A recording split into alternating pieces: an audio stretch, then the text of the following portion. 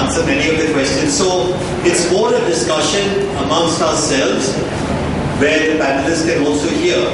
But what is our appreciation of legal aid? See, look, HRLN, CHRI, NGOs cannot change the system. We cannot replace government. We cannot recruit more and more people and do legal aid for the whole country. Therefore, ultimately, we have to work to change the legal aid structure of the country so that it becomes more responsible to the people, poor people of India, right? So that is the basic issue. How do we change? To some extent, wait sir, relax, everybody will get a chance. To some extent, in some areas, the legal aid boards are changing slowly. Some areas. In some areas, they are very hardened, not interested in any reform.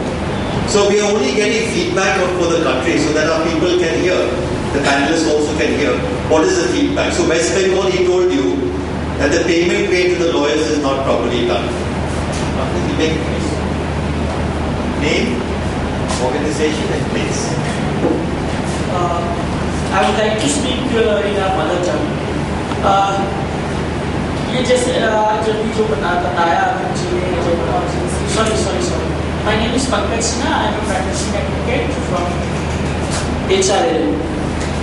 अभी जो आप बताया जैसे कि legal aid services के बारे में, services बहुत इफेक्टिव है और काफ़ी कामगार है, काफ़ी हेल्प कर रही है बिजनेस को। अजय वर्मा जी ने ये बताया कि 10 साल पहले एक तरह की प्रिजम्पशन थी।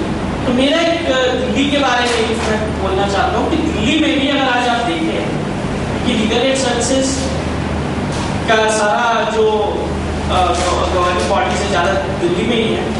अगर आप पहला देखते हैं कि जब एक अरेस्ट होके आता है कोई अरेस्टी, तो उस समय पे उसको remand advocate on record available है, लेकिन रिमांड एडवोकेट वहाँ नहीं होता है, आता है और तब जो जज का अगर आप ऑर्डर भी देखेंगे तो वही लिखा जाता है कि this person is produced and he should be sent to जेसी।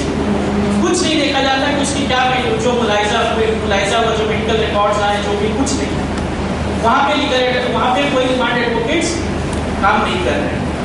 दूसरा सवाल है, वो सब लीगल एड से ही अपॉइंटेड होते हैं। जो दूसरे लीगल एड एडवोकेट्स होते हैं, ज्यादा समय आप देखेंगे कोर्स के लिए हर कोर्ट में एक लीगल एड एडवोकेट अपॉइंट होता है, लेकिन जब अक्यूज के लिए बोला जाता है कि आपके पास एडवोकेट है, उस समय कोई एडवोकेट नहीं होगा और जज साहब बोलेंगे कि चलो जी वहां से बुला के लाओ एक लीगल एड एडवोकेट। उस टाइम उसको लीगल एड एडवोकेट दिया जाता है।